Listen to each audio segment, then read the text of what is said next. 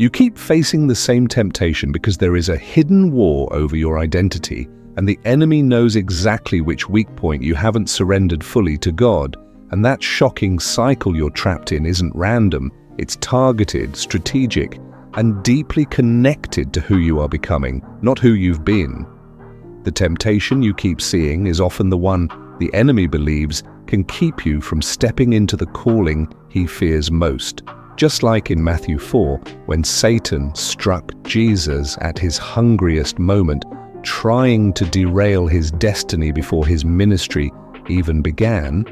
And you need to understand that the repeated nature of your struggle is not proof that you're failing, but proof that something powerful is forming within you. Something hell wants to stop while it's still small, because the enemy doesn't waste resources on people who pose no threat.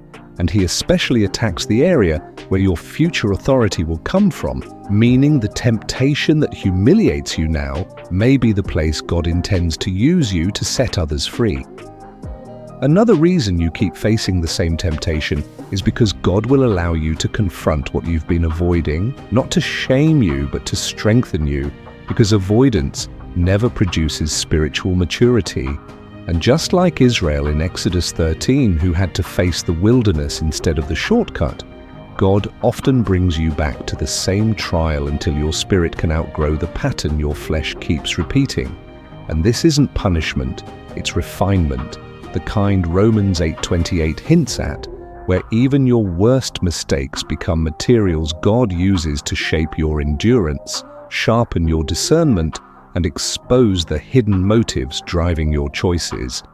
You keep facing the same temptation because there is a soul tie, habit loop, emotional trigger, or unhealed wound you haven't confronted at the root. And the enemy manipulates the old wound because he knows a wound you never treat becomes a doorway you never guard. And this is why you can pray hard, worship deeply, and still fall into the same trap, because the spiritual battle is real, but so is the human psyche. And sometimes the temptation is not only demonic, it is familiar, comforting, predictable, something in you that grabs the bait before you even realize you're hungry. Another shocking truth is that God sometimes allows the temptation to persist as a warning that you're trying to fight a spiritual war with emotional strength, not spiritual authority. Because you can resist in the moment, but without renewing your mind like Romans 12:2 commands, the same lie will feel true every time it returns.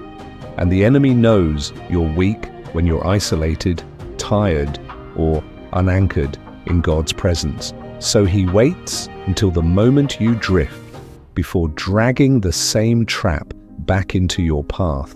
And secretly, the temptation keeps returning because you've been trying to manage it instead of killing it, negotiating with it instead of renouncing it, containing it instead of confessing it, because James 5:16 isn't a suggestion, it's a spiritual technology, a principle that breaks cycles through honesty, humility, and exposure, since the enemy thrives in secrecy but loses power in the light.